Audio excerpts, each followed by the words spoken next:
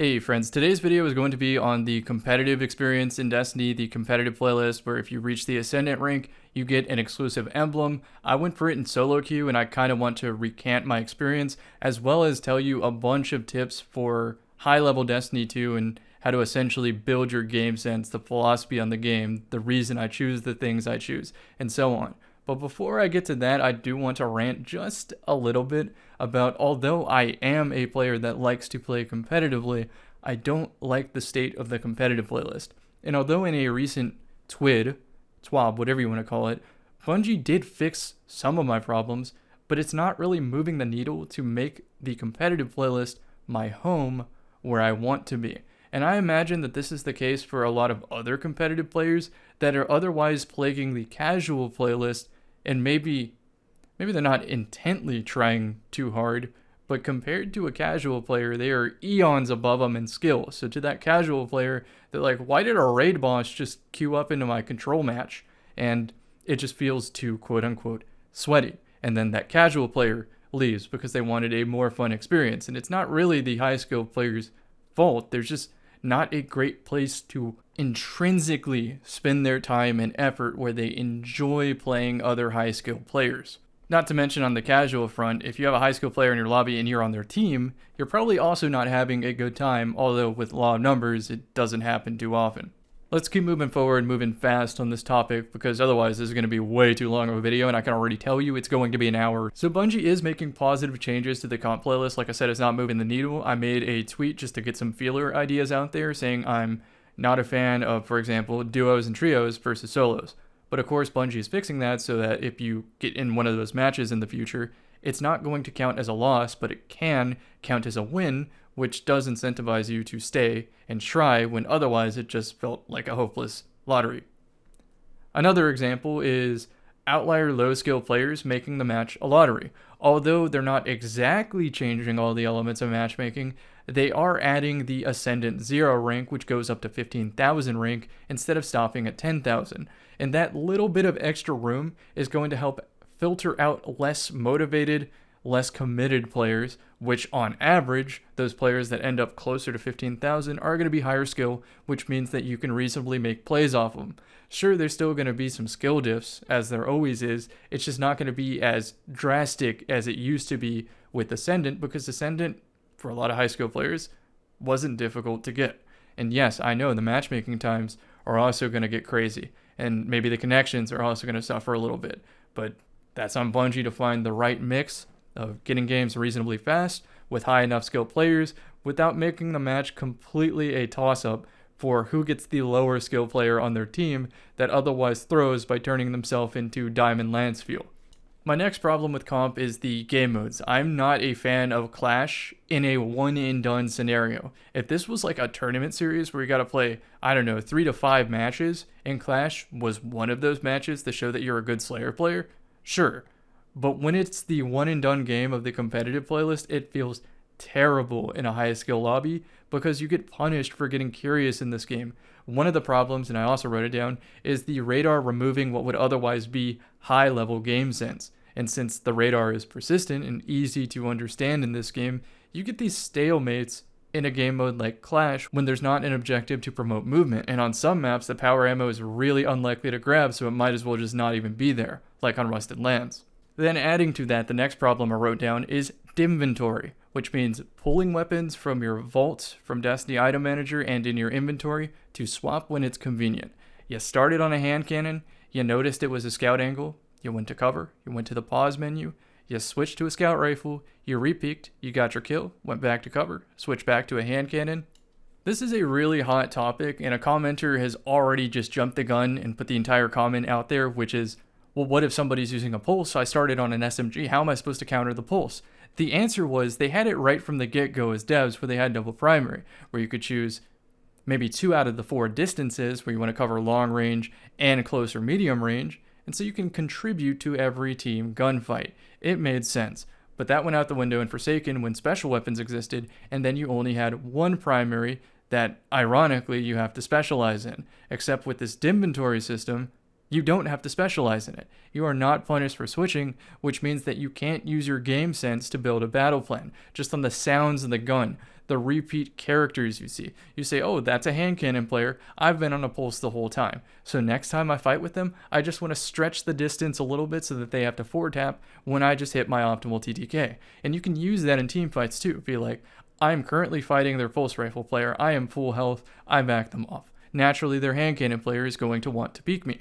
I can win this gunfight if I just take a step back to force their forward tap. If I get the kill, I get kill clip and I can farm the remaining 2 players by myself. But with inventory, that hand cannon player might show up with a scout rifle from even farther away than your pulse rifle. And there's no readability to that. It's a terrible game mode when you're playing in the inventory more than you're playing the game. I'm not saying completely revert back to vanilla Destiny, but surely there has to be some compromise that punishes you for swapping so often. That's what I'm trying to get before the comment section jumps the gun and says, well, how do I counter a pulse rifle? So now this compounds with the special ammo system, right? They're inventory guns to fit the situation, but then they also have a special weapon, which negates the need to even use a primary. Like, look at most maps in the design around slug shotguns, and even more maps with the design around fusion rifles.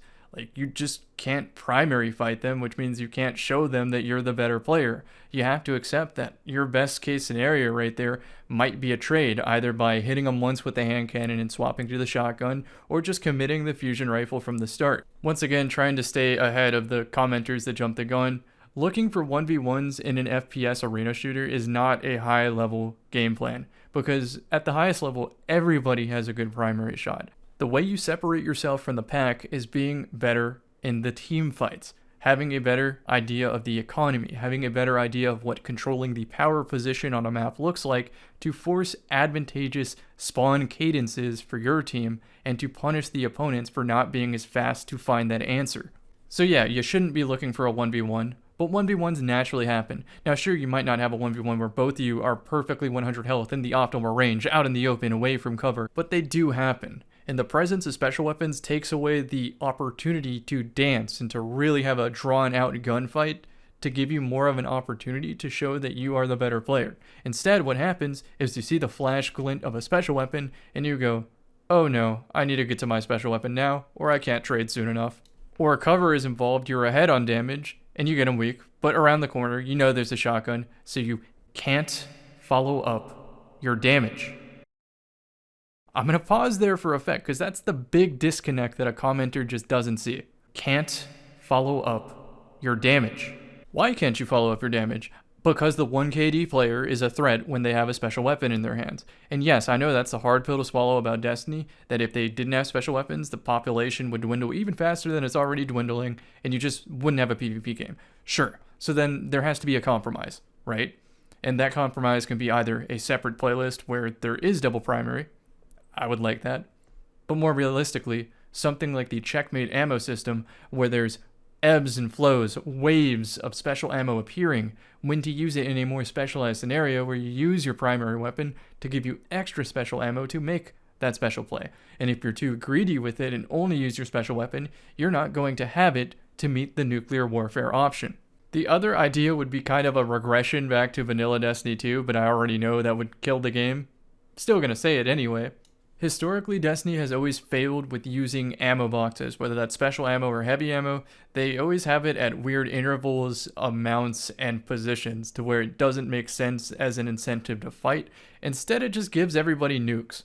Back then, it was main ingredient, and to an extent, it still is main ingredient.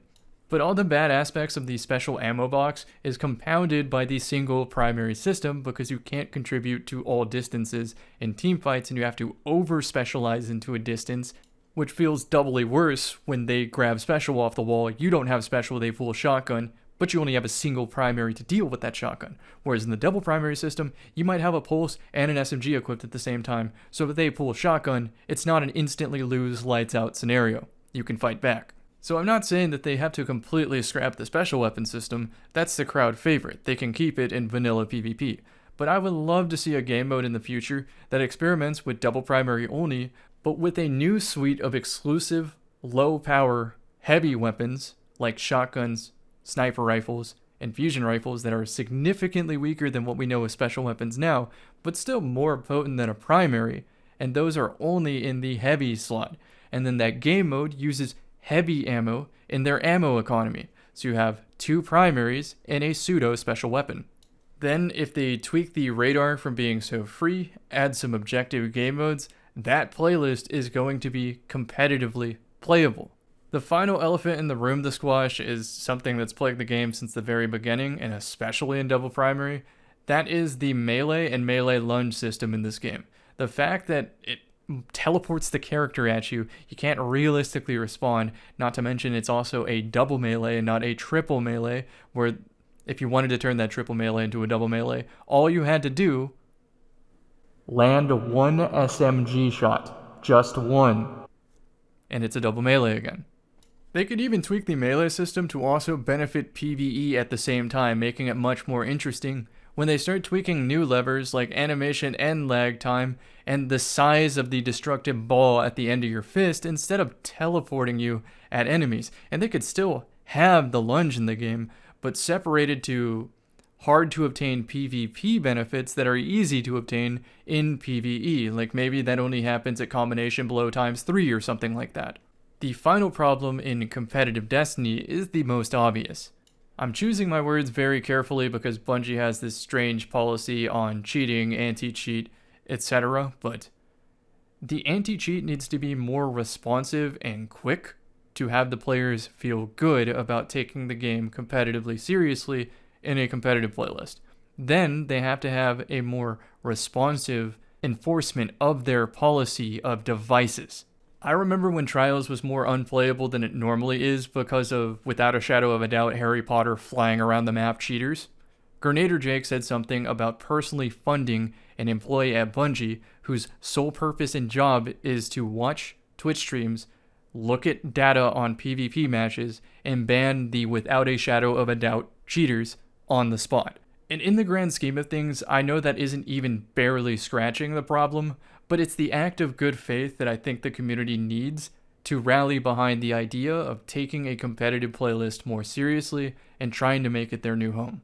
I believe that concludes my rant about the state of the game in the competitive side, so let's move on to giving you some tips on how to be a better competitive player in Destiny 2 in general. Here is a nicely drawn map of Altar of Flame, credit to Relict, link in the description, follow him on Twitter, buy him a beer. Beautiful map. Anyway, I drew a blue line down the middle to help us visualize what map control and attempting to own map control looks like. The biggest thing is the power ammo spawn. That's what you want. No one likes dying to machine gun unless apparently they're on my team. That's the first one. So how do you take map control then? The answer is you don't necessarily want to cross this line because you might get teamed by 3 opponents holding hands and just instantly get deleted. You want to take a position where you can get there comfortably fast enough to try to fight for that middle. You don't want to just instantly give it up. Sometimes I'll have a teammates take like, I don't know, this. No, I can do better than that. They'll take like this position, waiting, I guess, to hit an opponent who gets too curious, like right here or right here, something like that. But it's super unrealistic that that's what's going to happen. But my teammates are too inexperienced to understand that, right? So then if I want to contest mid, I'm stuck by myself right here or right here. Now, if we were a good team, this is how we would take it. It would look something like this. Or you can even have a third right here, ready for the flank. I would even say right here, so you don't die to a sniper rifle. And you're going to be responsive to stuff. If an opponent ends up right here, you are able to cover that angle, right? But the opponents also respect the midline. So they're gonna sort of mirror this setup. They might have a guy jump up on the block to look for a scout angle. That's what the opponents are trying to do. They're trying not to cross the midline, just like you're not trying to cross the midline, but ultimately they want to own it eventually, because owning this midline means that you will eventually get power ammo. So let's say that I want to go on a flank or something like that, and let's say that my teammates are doing what they usually do in the spawn, right? So I go on my flank, I show up, opponents are there, opponents see me on radar, opponents respond to radar. Let's say that I get 5, 6, 7, 8, 120 RPM hand cannon shots out in that time, and that's a healthy amount of time. My teammates are barely even moving. They're like aiming down sights with the pulse rifle while walking. When if you hear that many shots, you would think that your opponent is in combat and you have an opportunity to sideswipe the opponents. So I think the teammate's best call would be to, I'll make it green, to run up and look for some action. Let your radar let you know if there's an opponent right here. But that's what you do. You hear 5 or 6 hand cannon shots, you start moving, you start throwing grenades, you start looking to keep the opponents weak so you can take the midline once somebody gets something started. But my teammates don't do that. So then we got to start thinking about, well, how do you own the midline by yourself? And the answer is you might not own the midline by yourself. So you got to Rant. You basically got to play the teammates' game, but in a way that puts more points on the board than your teammates will lose dying to power ammo, if that makes sense. So the way I do it is I use invis or some sort of battle trick, final warning, a floating scout rifle, ice flare bolts to triple the team, OEM to get a double kill, something like that. One of those builds. I probably already mentioned that in this video. But let's say I invis and I completely catch an enemy and I get a kill, right? So put 2 opponents and then a dead one that I kill, right? Naturally, where are they going to spawn? This is like the only valid spawn for them since my teammates are waiting this side of the map. That's the only valid spawn. So instead of like pushing up and trying to fight a 1v2, that would be stupid. Again, my teammates are unlikely to contribute for whatever reason the matchmaking decided that game. It might be more advantageous to go back for a second, re-invis, and catch this player while they're in sprint. Maybe that means that I make it look like I'm retreating to my team so that these 2 opponents want to focal point that, but my real objective is to re-ramp back and catch this guy on the move. And so I might run into spawn, invis, lurk, maybe even I don't invis. Maybe I want to ping the radar to signify that I want to 1v1 this player. And sometimes they'll take it. And sometimes that pulls away these players to go help their teammate. Now, obviously, you're in for a giant problem if your teammates either get ran over by these 2 players playing aggressive because they realize your teammates are not very good, or the opponents rotate so fast that I am now stuck in a 1v3 and my teammates are way too far away to help. But it does give you an opportunity to take the mid-map by playing like that. Once it split spawns, you should be able to find a reasonably quick 1v1, and you got to keep just repeat diffing that opponent over and over until these 2 are pressured to help. And sometimes you'll get this golden scenario where you take like a kill clip or an adagio and you use it to find another kill and then another kill, and then you own the midline, and then your teammates are so bored that they show up and take a helpful position where now they're the opponents and now you get power ammo. That's how you can win the game. Does it always happen that way? No. So to repeat what we learned here, why do you want the midline? Because it gives you 2 opportunities for escape. Let's say I take the safe angle to respect the midline, I try to vie for damage against an opponent, and he's ahead of me. He gets 2 hand cannon shots to my 1, and I know that there's another opponent who's probably going to get thirsty for that and fly forward and finish the kill. Naturally, I want to escape. So that's escape number 1, right? And so while I'm escaping, opponents are pushing up. They take the space, right? They take the space. So now here's the next gunfight. Let's say that the same thing happens. I get 1 hand cannon shot on them, they get 2 on me. So I back up again. So this is retreat number 2. But let's say we take the standard teammates approach and position and just try to wait for the opponent to walk into the sight line and they might not get the kill. Here's what's going to happen. The opponents will eventually get their health back.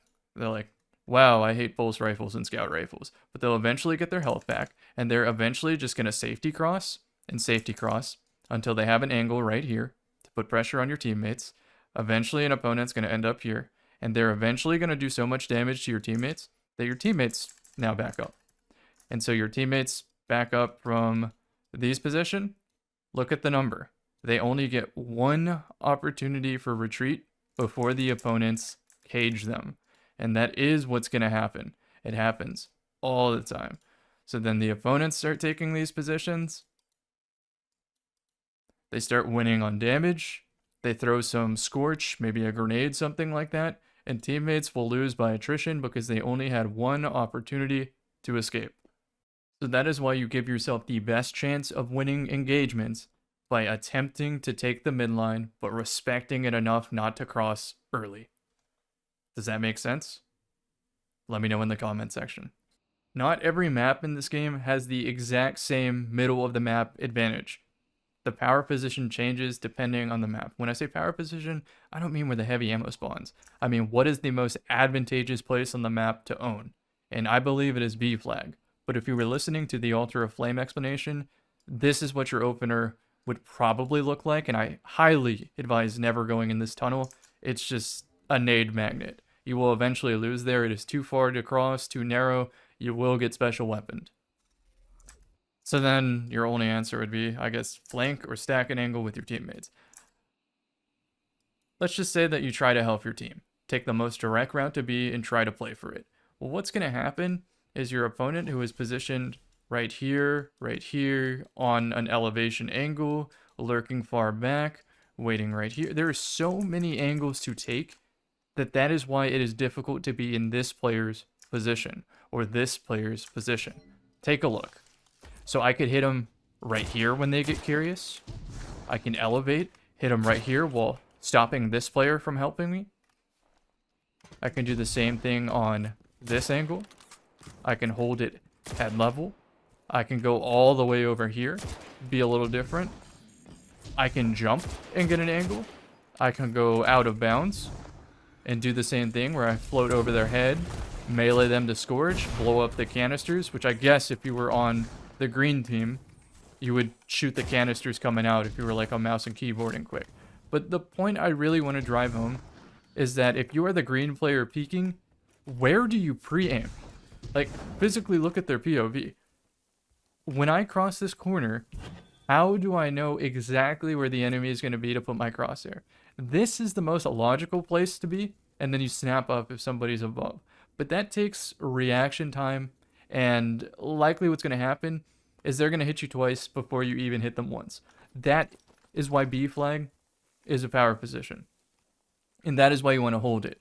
But now, knowing this, you can change your approach completely on this map. The power ammo does spawn in the Sui tunnel, but only after a minute. A minute in FPS terms is an eternity, and players naturally get bored.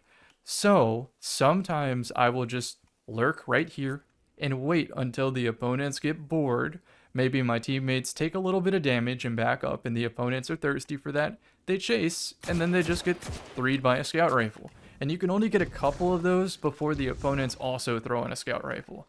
This is also a good angle to wait for opponents to get impatient and push up. Sometimes you do catch them when you're on a disadvantageous angle. And I know that's what my Ultra Flame teammates are looking for. That's just not the map to do it. Another one is maybe you flank and try to catch somebody on either this angle or one of the elevated spaces. And if you're anticipating a snipe, you use this piece of cover to float like this so you don't get your head blown off. And if you ping the radar, they obviously know your position, but that makes your teammate's job from these positions a lot easier to take map. So let's just assume that the opponents are taking somewhat reasonable of an approach to own B flag, because owning B flag is also eventually going to net them power ammo right here, since it is really hard to take without a glacier nade. You can pretty much consider power ammo like not even important with how difficult it is to take on this map. So, right, those are their positions. Let's say that I don't ping on the radar, though. Let's say I take an even longer flank, a silent flank, and I'm over here. Still off the radar, by the way. Still off the radar, by the way. Still being quiet, not making any jetpack noises. right? And I'm just looking for some opportunity to catch an opponent slipping. And I usually catch them like right there and can get 2 scout rifle headshots before they even hit me.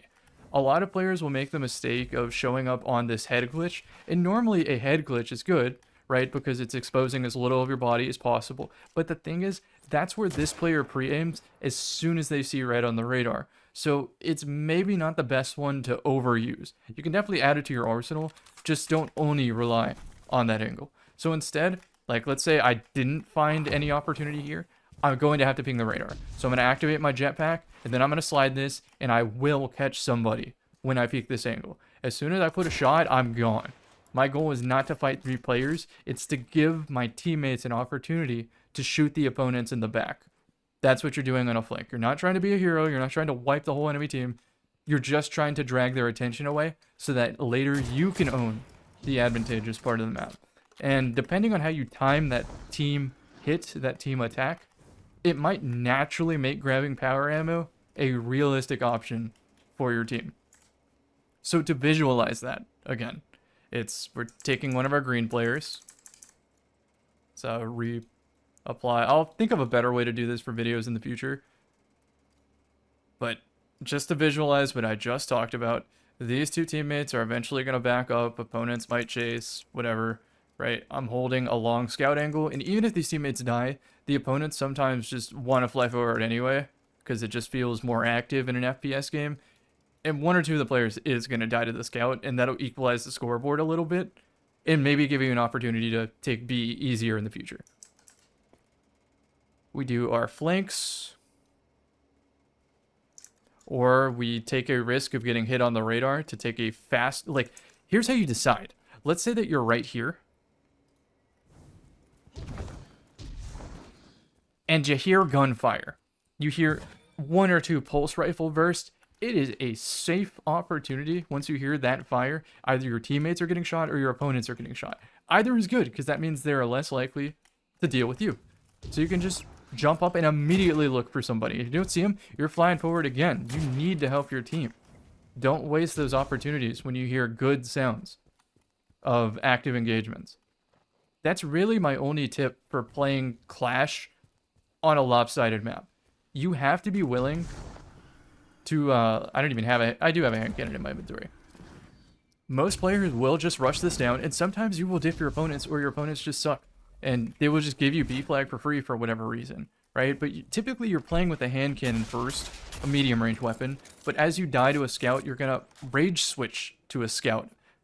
I guess I got a clip in the background for you right now. Okay, so this is what happens. You get the team, usually it's a duo queue, right? And they're swapping the weapons, running out of spawn, looking for an honorable hand cannon duel, and then they get destroyed by a scout rifle. And it doesn't happen just once or twice. It happens like 6 times. Then finally, they rage, go into their collections, and pick up a Jade Rabbit or a Mida multi-tool, and they start putting some kills on the board. And then they waste like all this precious time when you could be controlling power ammo and controlling the map, like to bag the opponent, because they don't like the scout rifle, right? If you don't like the playlist, why are you playing it? And that's kind of my perspective, is I'm trying to get the comp games done as soon as possible so I don't have to queue this playlist again. I just want the emblem and get out. The playlist is not in a good state. So, yeah, if you know it's going to be a scout rifle type map, and you know the hand cannon is immediately not working, swap to the scout. So the last variation to be aware of on Rusted Lands is when your opponents take the C flag approach right off the start, and they're looking to rip you off of the silo or the field down there, and they will also take this angle to kill anybody lurking at A flag, and they will jump up on these windows to try to kill the closet. There's a lot of angles to be scared of from C, so sometimes the opponents will do this really early on the match, which will prevent you from flanking, but it also opens up your opportunity to take B flag. So don't get tunnel vision trying to fight against these angles. Don't. Just take B flag. Make them approach you on B flag now. And that's how Clash is. It's pretty much just putting a shot in, running away, and trying to coordinate a team hit without any communication, because nobody in Destiny uses mics. And sometimes you're going to get team diffed where your teammates just are not good enough to ever give you like a health advantage in the fight. And you're just going to have to 1v3 the enemy team faster than your teammates die. It happens to all of us. You just got to be that good that you can win those. Otherwise, getting to Ascendant or Ascendant 0 is going to take you the entire rest of the season instead of just like a one and done day like some of the highest skill players in the game can do, because they consistently carry players that most other players cannot carry. That's the difference. So at this point, y'all are starting to understand that high-level Destiny PvP is really boring, which is why you need to be very, very disciplined about when you're getting curious. Like, I could just sit here all day, and if the opponents don't want to show themselves, cool. We eventually get power ammo, right? I'm getting cooldowns. I'm getting a super, while they're waiting on the beach for somebody to peek with the scout rifle. But that's boring. This is what brings us to Hawkmoon, Revision 0, Teraba, and other weapons with a eventually win perk. Right, Hawkmoon, you build up 6 shots, take very, very non-committal peeks. You can even use a holster mod on your boots to reload it so you're not even punished for missing. And you just wait until you have 7 to start getting active. But yeah, it's the same thing with Revision 0. You build up the sniper rifle perk. Eventually that power ammo will convince the opponents to move. But in the very early stages of the round, you gotta be, first of all, responsive to what your teammates are trying to get started, but also just not committal. You don't have to commit to gunfights. You just look for your single yellow number, live to fight another day. Eventually you will have Hawkmoon. This is high-level Destiny in a nutshell. So what breaks those stalemate moments where nobody really wants to peek each other? So to break those stalemates, you're pretty much looking at 3 mandatory playstyles. You're either picking in very, very obscure off angle for floating with Dawnblade, because unless you're on radar, unless they got the audio cue, they don't pre-aim this high. So you should be able to get one scout body shot or something.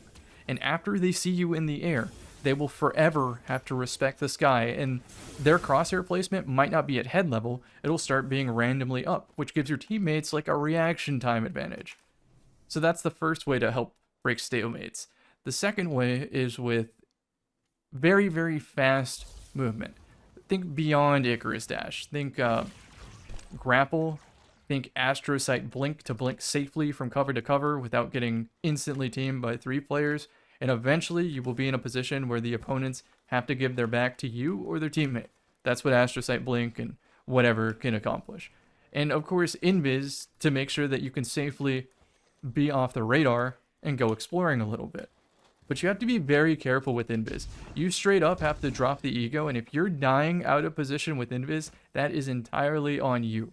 Your Invis playbook should not just be going for flanks and getting something started. Sometimes your Invis playbook is, let's say your teammate is looking to get something started, they get damaged and they back up.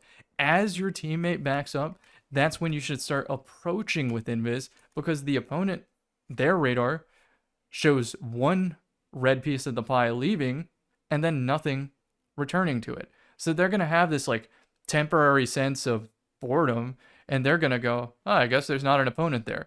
Let me go check a different angle. And while they're checking a different angle, that's when you peek with Invis.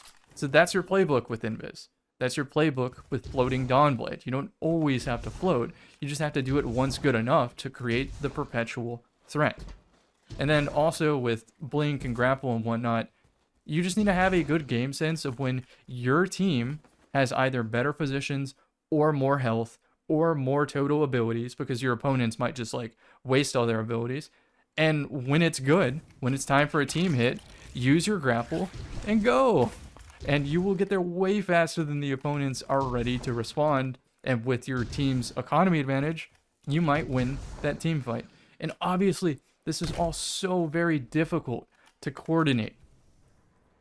And naturally, when you have weaker teammates, you just want to take the safe option, which is take a high percentage peak, get a yellow number, live to fight another day, and wait until you have perk.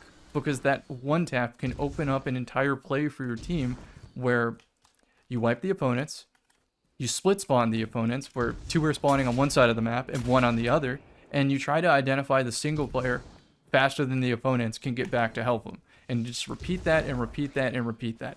That is high level Destiny 2. And it takes a very long time to not only figure out that game plan, but to do it faster and more efficiently than your opponent. Because sometimes making the second, third, fourth, fifth, sixth, seventh best option faster than somebody can find the answer to the first best option is good enough in Destiny 2 because it is easy to use these abilities and to shoot these guns. Hope it's all starting to come together now. The final tip I have for competitive is be smart about when and how often you queue. You don't want to be queuing at 3 a.m. on Eastern time because you're not really going to find a match, and if you do, it's going to be with the exact same opponents and likely the exact same teammates. For whatever reason, I find that I have the exact same teammates over and over again, so sometimes after winning or even losing a match, if I just didn't vibe with my teammates, I'll sit in this queue, in this screen, for 5 minutes. Maybe I'll go to the tower. 10 minutes is the maximum number, because that's when they get mongoose error coded. But usually within 5 minutes, they'll find a different player to replace me, which means that those 5 players, I'm most likely not going to immediately match again. So that gives me a higher likelihood of finding teammates that I vibe with a little bit better. And if I did like them, I want to stay and instantly re-queue to give me the best chance of getting them again. And the same can be said if you have an opponent who just has your numbers better than you, and you're just here to win the matches, get your emblem, and go home. I guess some of you also don't like this playlist. If you like it, just play for fun. You'll eventually get the number. But if you don't like it, yeah, you just want the reward and you want to move on. So the best way to do it is, yes, to avoid the stronger players when they're queuing. It just makes sense to do it that way. And even more so, you don't have to solo queue this. You can grab a duo, you can grab a trio, and start building team chemistry that way until you win more often than you lose, and you'll eventually get the big number, get the emblem. If you don't care about the competitive playlist or the emblem and you just want the new Stasis BXR Battler, my advice is not to chase the highest rank as fast as possible. Instead, just play your placement matches, then your 9 matches per week, 3 per character to get 1 BXR Battler drop per character. And you'll be stuck at the lower ranks for quite a while. And sure, you won't be able to focus as many roses per week, but the thing is, you're getting the BXR Battler with less queue time, and that might be your goal. So keep that in mind before you max out the comp rank so early in the season and suffer 10-minute plus queues. So let's talk about the builds I used to get to Ascendant this season. They're probably going to be very similar next season. Starting off with Hunter, because that is my most competitive class and the class I can carry the best with. I have Invis to break stalemates. I have Revenge Fragments that, although they do tank my recovery to 7, I can play around that because if I succeed with an orb dodge, I'm back to 10. And yes, that is a big if, but chances are I will find a weaker opponent in most matches that is used to start the combo. And if they are similarly skilled, 7 is still very playable. It can do better though. And if I have a set team of 3, I usually shift to tether because me with an early tether is, I kill most of the time. Sometimes I mess it up. But when I'm playing solo queue, I find that Spec Blades carries my team so much harder. Whereas in a 3v3, the early tether can sometimes just close out the game when my teammates also know what they're doing. Because they chain off the orb, they get their super snowball before the opponents even have a chance to come back, right? So I've toyed around with this other tether too, it's just not important to me. Point is, Revenge Fragments at the cost of recovery, and although I have low discipline, I rarely use my suppressor. I'm talking like I'll go the whole game without using it sometimes, because it is solely there to either stop some obnoxious Diamond Lance combo, or because I want to stop a super in the late game. So pretty much if I don't use this within the first minute and a half of the match, I likely will not use it until a super comes up. And that is so clutch. Like stopping a Dawnblade, stopping a Stormcaller or something like that, that's saving 3 kills on the board because those supers are really efficient. And that might even mean you also get power ammo in the future. So this nade is just so good. Yes, I could use Scatter Grenade or Magnet Nade to get more kills throughout the match, but I find that hitting a clutch suppressor very consistently wins me more matches. Standard invis dodge and dive. I try not to make my teammates invis because they don't know what to do to stay off the radar, and it often punishes them because they lose their radar. These are the mods I'm using. I've been playing console more often, so I'm really appreciating 6 Coyote, With high level Destiny, sometimes you'll go a whole minute without getting a gunfight. And in that minute, I am banking 2 dodges. One to use to get the initial Invis Curiosity play started, and a second to use as a dodge, which also activates Reaper since it is baked into 6 Coyote, and powerful attractions. So often what happens is I use the first Invis, I find my Cramill either 3-tap or 2-tap because my teammates did damage. I get a Dodgeo, I simultaneously dodge. It recovers all of my health. I get an overshield because I'm likely weak since these are good opponents that hit their shots. I get Devour, which recharges my nade a little bit. And now I have a 2-tap, 0.6 time to kill. I broke their aim assist with the dodge. I have all the time in the world to reposition while invis because they don't know exactly when I'm going to peek because the radar is gone now. Maybe I even Skulking Wolf so I can just completely run around. That is why I play the class this way. Zealot's Reward is the most consistent special weapon, especially for console, but I have also been using Slayer's Fang. It's just the handling is a little slow to the point where I almost just want to main the Fusion as my primary weapon and my primary weapon as a follow-up tool. That just, unfortunately, is how the game is played. I would obviously prefer Slideways, but I'm not going to lie, having my dodge more often because a strategist is awesome. Just beware that if you're using a double charge exotic right now, I believe if you die, you spawn with only one, so don't be afraid to just always rip your dodge. And I would say a trait of a high-level player is recognizing when to die fast and when to extend your life. Sometimes, like you see this Astrocyte Blink Warlock doing all this crazy movement and extending their life by 15 seconds, but what they don't realize is they just created a situation where they're always going to be split spawn and never have another team fight again. Whereas if they didn't do all that fancy-ass movement and just took the death immediately, they would spawn up close enough together that they would have another 3v3 in the future instead of a 1v3, then a 2v3, then a 1v3, then a 2v3. So that's how you have to think about using your dodge always. Holster, of course. I noticed Absolution was better than Insulation for whatever reason, so I just started running that. But typically, I don't care about my grenade cooldown whatsoever. Not even if Devour give it back for me. I just want to cancel some supers. So yeah, that's what I use here. Then when it's a longer range map, sometimes I will still keep on Cramill, but I will Dimventory swap to Hung Jury or Blast Furnace if the map calls for it, but I really like the Skulking Wolf. I even have some submachine guns that I switch between. Then for the giant maps, Bang of Your Ute gets it done. This thing is so consistent.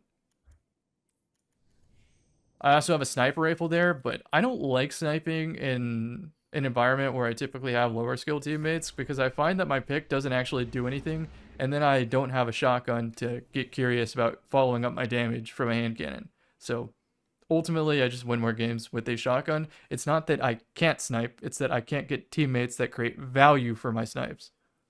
And I had the same problem on PC, which is why eventually I just stopped sniping altogether and started running a scout rifle on Floating Warlock. Console Warlock's a little different. I do have the floating setup, and yes, the healing frame is not a meme. It is extremely efficient when you are refusing to play medium range. You just heal your teammates and then repeak with them. You will smack so many teams who just don't know about this tech. And then for the closer range maps, you still want a weapon where you do have some distance to stay away from the hand cannons, but you also want a battle trick like Final Warning. So I'll be swapping between those two. But on console, I don't have the dexterity or the aim precision to hit any shots with these setups.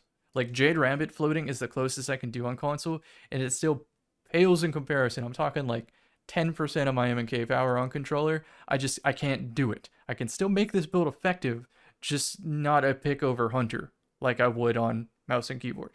That is where this build comes in. Filament Syntheseps. It's not really complicated. All I'm trying to do is build the Hawkmoon perk by any means necessary, and sometimes that means I take too much damage, I just drop my Emp Rift, I get Devour, I get Hellion. Hellion might Scorch them, which gives me health advantage because they're burning and I'm not. And then when I have to make a clutch play, Lightning Surge is there with Syntheseps. So it's either I succeed ratting for the Hawkmoon perk, or I don't and see an opportunity to kite the enemy team together to use Syntheseps. And even if I only kill 2 of them with the Synthesep, I get Radiant and Paracausal Affinity, which lets me body shot with this Slug Shotgun. So that's the game plan I'm looking for. Rat for the Hawkmoon perk, use Filaments to live, holster so I don't get punished for missing, and just basically play Prism Warlock, what's good T. I have Cold Snap there just to build up the darkness meter a little bit. Don't get me wrong, I like Threadling grenades for the same reason, but this is kind of my pseudo suppressor nade for killing supers that would otherwise lose me the match. So I just started running Cold Snap again. It's kiting the super in a situation that looks too good, too juicy. Throw the Cold Snap at the floor, get the slug headshot melee. It's happened a lot. It has won me games. Then on a bigger map, Revision 0, or I just float with my scout rifle, and that even me playing badly with it is still good enough to win a lot of matches, because like I said earlier, players are just hard-headed about switching. And then on Titan, I can't play not PK Titan. Like, I'm so much better with Peacekeeper Titan. But the problem with playing Peacekeeper Titan is not every map is an SMG map, or not every team can accommodate my SMG and help me get in and do what I'm good at. So Titan is just not really an option for me when I play competitively. But I did find a setup that is playable. It's trying to be as close to Hunter as I can make it. 8 mobility with a lightweight scout, pulse rifle. Chattering Bone in this case, with Harmony, Slayer's Fang, Thruster, and then a Surge. So get a Slayer's Fang kill, instantly Thruster to do Reaper Powerful Attraction, and then I have a 2 bursting pulse rifle, and hopefully One-Eyed Mask did proc. This is my version of the Revenge Fragments, the original OEM. And then I'm also using Radiant Melee if I need that for extra damage. Shiver Strike is essentially another dodge. It's kind of like I'm playing with 6 Coyote. I have a Thruster for a dodge, and yeah, 7 is still fast enough. And then Shiver Strike, kind of like a dodge. My goal is never to die during this Shiver Strike, or never just to use it if I don't need a Diamond Lance to win the round. 4 Strength isn't a lot, especially with the Prism nerfs. But this is such a forgiving melee that it's still good enough and probably better than Arc, although I am going to experiment with Arc. Same thing, I don't really want to be using my Suppressor Nade, but it can make a Diamond Lance in a pinch, so I typically use it more than my Hunter, which is why it's at 4 Discipline instead of at 2. And then I can also switch to a Glacier Grenade for certain maps to get elevated angles. If it's a close quarters map, you will typically see me switch to, I don't know, a moving target kill clip multi-mock or kinetic tremors to play off the Diamond Lances. Or I might just swap to Riposte and Shap. Make it very, very simple. That's my Titan build at the moment. It's not really for playing against high skill opponents. It's for finding that one weak opponent and using them to start my my kill combo. It's either I'm turning that 0.8 time to kill from the weak player into an overshield health regen and then a 0.5 kill clip for the remaining 2 players. Like, I straight up am playing to 1v3 by finding the weak or out of position player. And when I start playing the highest skill players in the game in Ascendant 0, I don't think I'm good enough at Controller Titan to get the job done, which is why I have Warlock and why I have Hunter to fall back on. One day I will find a Titan setup that can handle all the maps, or maybe enough swaps to handle all the maps, but right now I'm pretty much just a one-trick pony with Titan. It's either I'm Peacekeepering or I'm floating with Final Warning. And the Final Warning one has a flaw to it, but the advantage is a lot of players don't know how to play against it. They don't know how to break line of sight in a way that they don't get hit and then fly forward with the team, because likely they're not going to have a special weapon to insta you. So you kind of have to get into this rhythm of making them overcommit to shooting too many bullets with Final Warning and then just fly at them. But a lot of people don't know how to do that, especially without comms. So it ends up being kind of worthless. Anyway, it does get me a lot of free wins, so I have it there. Other than that, yeah, it's pretty much just the standard mouse and keyboard, like 2 resilient setups that I always would do. I've been experimenting with Unbreakable a lot more. Not that I don't like Knockout or Diamond Lance, but I just see a lot of value in this for getting curious without getting immediately punished. Past that, Peregrine Greaves are also very good on console, but against the highest skill players in the game, they kind of want you to go for these. They will just fusion rifle you every single time. You're almost better off running it on Flashbang or Juggernaut Titan to be able to soak up some of that damage or rip their radar. But Titan just has so many problems compared to what Hunter and Warlock solve that I'm better off carrying on those classes. It's not that Titan can't contribute, trust me. If I build a team of 3 from scratch, like, I want a Titan on my team, maybe even 2 Titans on my team. Barricades are so strong. It's just when you have weaker teammates in solo queue without communication, I have to work so much harder on Titan when it isn't a Peacekeeper map where I can diff them with an SMG. Hope that makes sense. Friends, that wraps up the competitive video. I'm going to leave you with some very, very clutch comp endings, as well as maybe a gameplay or two.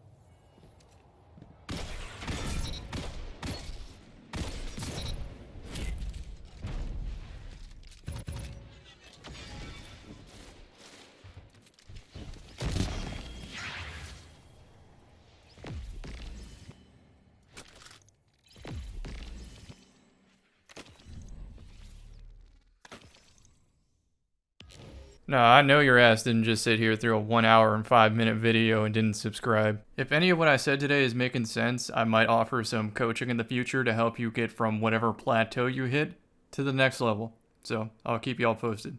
Thanks again. Much appreciated. Have a good rest of your day.